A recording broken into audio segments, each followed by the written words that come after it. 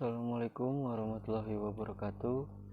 Perkenalkan, saya Iqbal Putra Fauzan dari kelas 08 TPLM 006. Di sini saya akan mempresentasikan mata kuliah interaksi manusia dan komputer dengan materi website.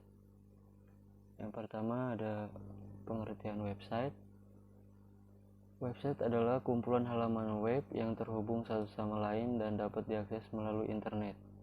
Halaman-halaman web ini dapat berisi teks, gambar, video, audio, dan elemen interaktif lainnya. Dan untuk pengertian,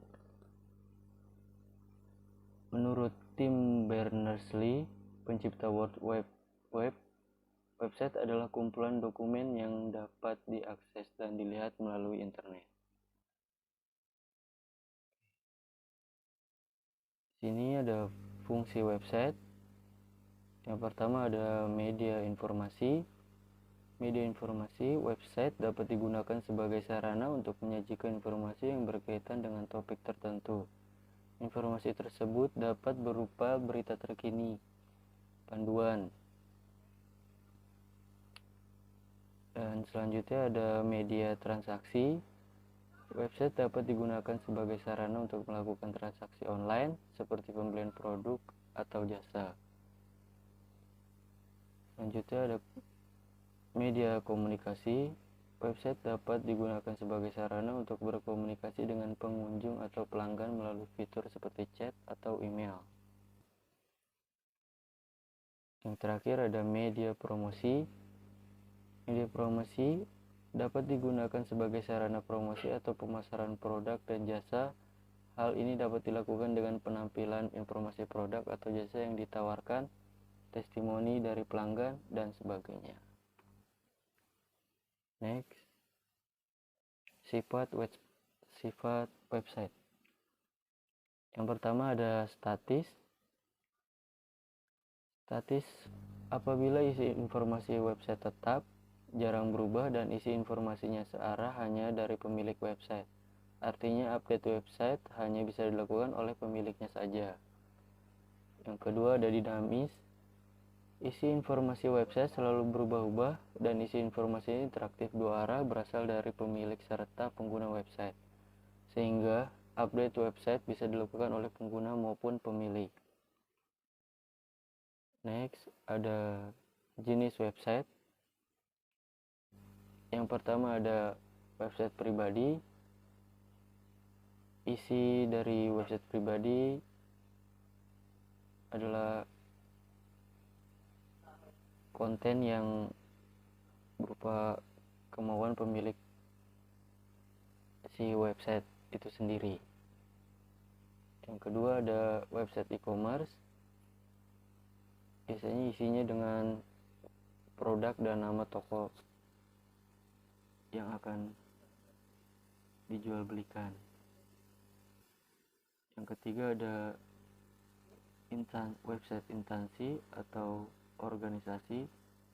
Website ini adalah website milik suatu instansi atau organisasi nirlaba baik milik pemerintah maupun swasta.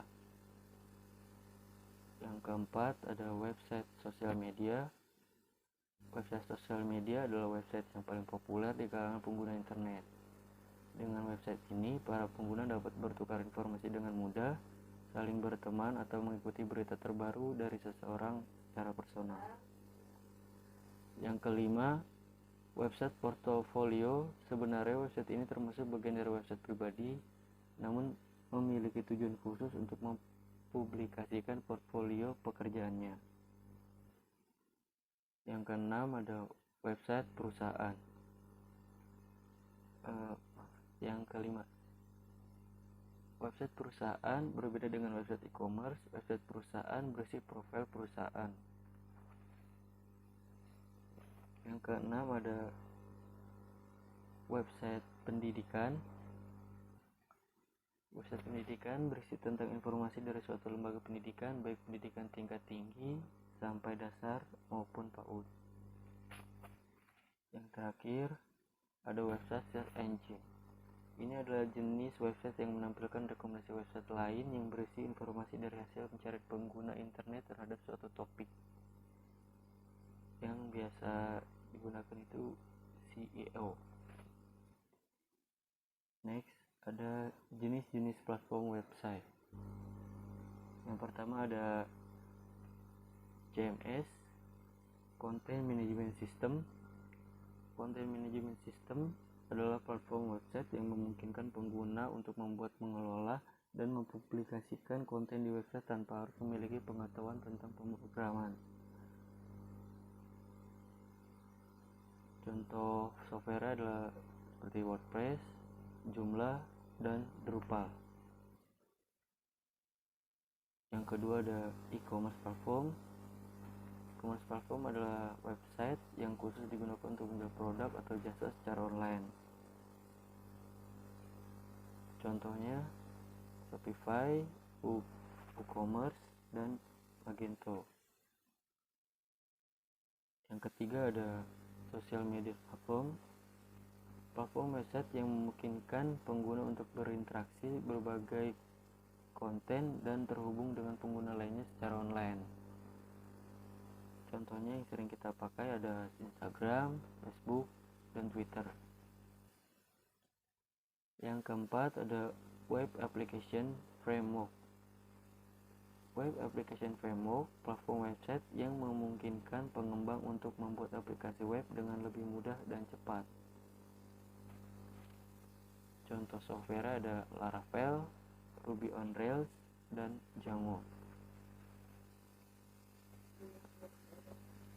Yang kelima ada Website Builder. Website Builder adalah platform website yang memungkinkan pengguna untuk membuat website tanpa harus memiliki pengetahuan tentang pemrograman.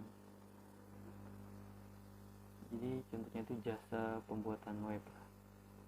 Contohnya seperti Wix, Weebly, dan Squarespace. Yang keenam ada Static Site Generators. Static Site Generators adalah platform website yang memungkinkan pengguna untuk membuat website dengan konten statis. Contohnya seperti Jericho, Hugo, dan Gatsby. Yang terakhir ada Cloud Website Hosting. Platform website yang menyediakan layanan hosting di cloud. Contohnya yang biasa kita pakai Google Cloud Platform atau Yahoo Hoster atau Rumah Web dan semacamnya.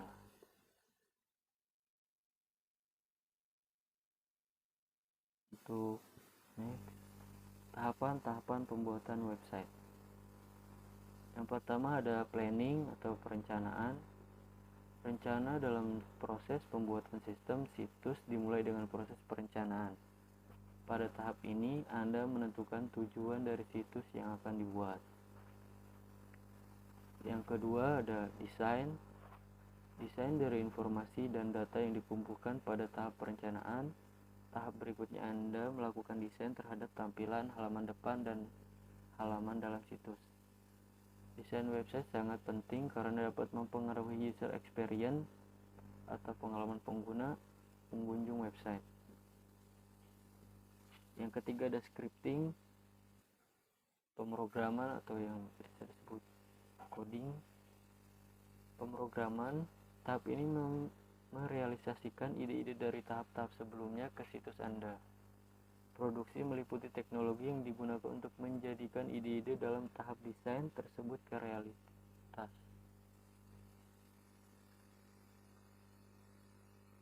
Yang keempat ada testing atau uji coba. Uji coba pengujian dilakukan untuk meyakinkan jikalau semua halaman situs telah terhubung dengan benar dan semua link eksternal situs web tetap terjaga.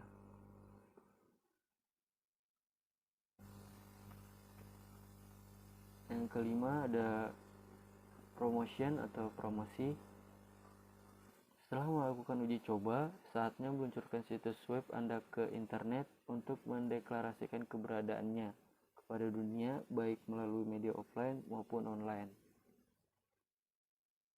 Yang terakhir, yang keenam, ada maintain atau pemeliharaan. Pemeliharaan dan tak kalah penting setelah situs diluncurkan. maka diperlukan tahap pemeliharaan terhadap situs tersebut. Pemeliharaan menjaga kesegaran situs Anda dengan isi-isi yang terbaru. Yang terakhir, kesimpulan. Website adalah sebuah halaman atau kumpulan halaman yang terhubung satu sama lain dan dapat diakses melalui internet. Website memiliki banyak jenis dan fungsi, mulai dari website informasi, website bisnis, website hiburan, hingga website pendidikan. Itu saja presentasi dari saya.